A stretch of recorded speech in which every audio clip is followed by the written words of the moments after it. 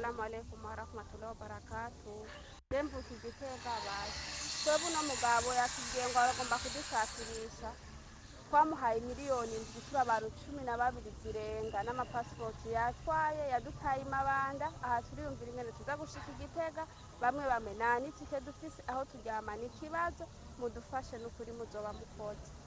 Mudufashe urumva yatubwiye ngo agira ngo kumusigitiko kwa Sheyabdi ngo ni mushehe ngo agira gatatu yadutaye mabanda turabingize mudufashe muzoba mukoze. Assalamu alaikum warahmatullahi wabarakatuh. Watu wa Mwedena jamani, naomba mtusaidie. Picha huyu baba mmemuona, huyu baba tapeli la nasuma ka huyu baba na masuna yake yote huyu baba.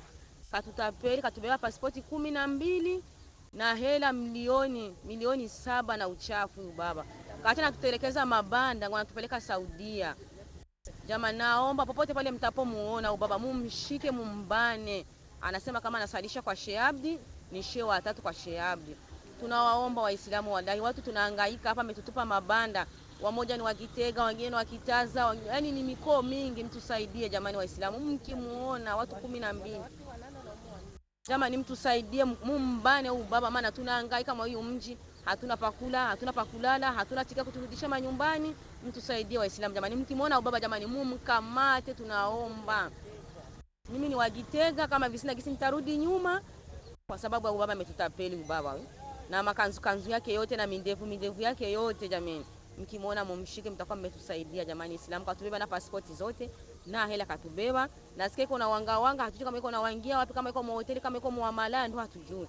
Tunaomba jamani msaada wenu, katuacha shakoshi yenyewe ndani madawa, kama ndio ametupulizia ndio hatujui. Tunaomba mtusaidie Waislamu jamani, mtusaidie wote ule ataka muata muone amkamate jamani, mumshike, ni mwizi mkubwa la nasuma ka huyu kalaliwa na Mwenyezi Mungu jamani. Tunawaomba Waislamu, tunawaomba mumshike huyu baba, tunawaomba jamani. Anatukanisha Uislamu huyu baba. Jamani tunawaomba Waislamu, mkimuona mumshike jamani, msimuachi, mumnganganie jamani, mumshike. Maana ameshatukanisha Uislamu. Kama nitarudi aje nyumbani, ila kwa kusema nije nazo nimegonja kukopesha. Katuvua nguo jamani, katuvua nguo baba, katukanisha Uislamu baba. Sijui sura tu tutazitia wapi jamani. Tunawaomba jamani mumshike jamani, mumshike. Mwenyezi Mungu atawalipa, mumshika kabisa. Aya, asalamu alaykum wa rahmatullahi wa barakatuh. Ibi bisuma nukuri.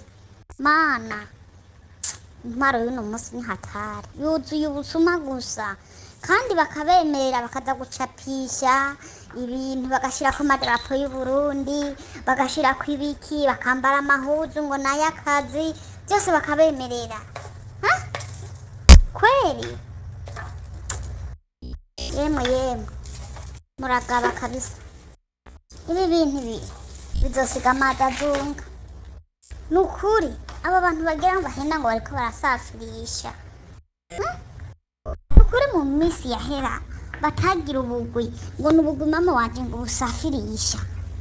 Abantu twagenda neza ku bantu bikorera ibyabo, ariko uyatanze kugira uhave n'ikibazo aherayo bakunyuguza. Imana idusaidie kabisa, Imana idufashe. Ngo utabeshe ntasumira umwana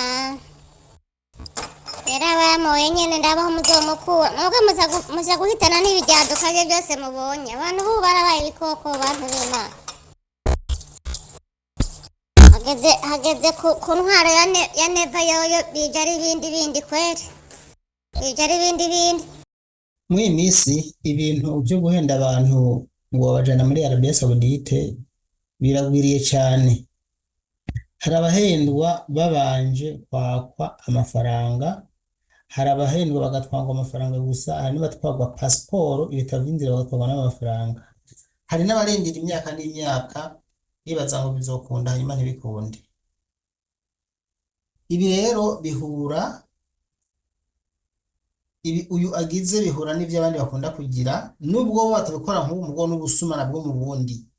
Uyu wo murumva ko yabajanye, ababwira ko bajanye muri Arabia Saudite, abagejeje mu mabanda agaca abataho. agomba mvunira akagohe rero abantu mwibwe canke n'abandi boba bariko bagerageza kuja mu bihugu vy'Abarabu barindiriye kuyibwa nk'uku nyene. Kuja muri Arabiya bifata procedure ndende ku buryo urinda ugera aho ugenda ushobora gutanga amafaranga bamaze kubona ko ibyo ari ivy'ukuri. Iyo ndababona ariko baza ivyemezo baramaze kuronka yabahaye vyerekana ko bagomba kugenda mu bihugu vy'Abarabu, amaviza n'ibindi, gufata ibipimo, guhabwa inyigisho. Umuntu ababwiye ibintu mwene ibi zamugenda mubaze lisansi, mubaze ko afise vyangombwa bibereke, kuko abantu nyene b'abatapere nk'aba barabaho ugasanga bariko baraguhenda kandi atavyo bazi. Aha rero murumva yuko n'uyu yaje abahenda ko abajana muri Arabia Saudite mugo mu by'ukuri atavyo ashoboye, kandi ni benshi bahendwa nk'uku mu buryo bwo kujanwa ku bazoja mu bihugu vy'Abarabu hama ntibajanweyo. Ugize amakenga rero ku muntu nk'uyu, genda ubaze, ntumuze amazina, genda no mu bushikiranganji umubaze bw'imigenderanire n'ayandi makungu, hariya kwa Albert Shingiro ushikeyo babaza ati none hari umuntu yitwa naka afise ishirahamwe yitwa naka, iryo bariri agiriye ngaha rirazwi riremewe n'amategeko, vyibuze ukumva ko rinahaba. Hariho ababikora mu kinyegero bakajana abantu niko mugabo urisika kutagenda kudashika, nk'ubu urumva ko yabajanye yo mu mabanda ntawe uzi ko yarabwiye ko acishe Tanzania, kandi murumva ko ari abantu benshi. Aha bamwe bari amadeni, abandi bagiye barabeshe, abandi bagurishije ivyabo bibaza ngo bagiye gutera imbere, kumbe bwari ubusuma. Mugomba kugenda mu bihugu vy'Abarabu rero hariho amashirahamwe azwi neza.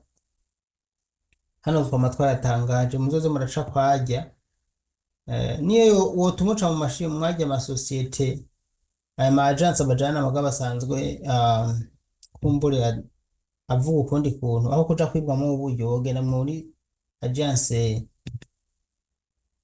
dukunda kuvuga usanga arimo ndimo zitita abakozi babo, mugabo hari igihe usanga arimo ndimo bagerageza canke bakagondozwa n'ibyo tuba twavuze bakabikora, aho kuja ku ma agence atazwi. Nk'uyu rero murabona ko abivye amafaranga menshi, yigira umushehe kubera izi ndevo, ntawe uzi ko ari imadikano nuko ari ziwe za khayere. Ariko murumva yuko mwarafise na kantu bita haje bakita ngo ni sijida, sinzi ngo bakita kano kantu k'umuntu asali kabisa asenga. Waislamu watapere, sio nyi wote, ni huyu peke yake. Abaislamu bose saba tapere. Uwe yavuze ati abahenda babwira ngo numushehe ngo agira gatatu, biranashobokera ga inzara nimbi, ashaka guhemuka ari n'umushehe yasenga. Urabona ko nimba atari aticuye nibuye hano, urabona ko hariho ubuhanza bwo gusenga, haraho usanga nta gitangaza kirimo. So kandi icyo ndabemereye nuko iyi nkuru nzoyigaruka ko mwebwe muhurikira kuri chaîne ya YouTube Daniel Mugisha, ngenze kwitoza neza atumenye iyo vyahereye, abantu nimba bararose ubutungane canke nimba barashoboye gusubizwa amafaranga yabo. Kino kibazo nzokigarukako kuko ndabahaye nka alerte ntanze kugira ngo mubona mucakire, mugabo mu by'ukuri hariho amakuru ntararonka, mugabo ndiko ndayegeranya. Uyu munsi turi igenekerezo rya 15 ukwezi k'umunani umwaka w'2024. Vyo byiza rero mubonye kumushira kw'intoke kumbure, hanyuma ukarondera abajeje umutekano bakwegereye, hanyuma bakamufata akasubiza ivy'abandi, kuko ubu n'ubukozi bw'ikibubishe. Murakoze cyane.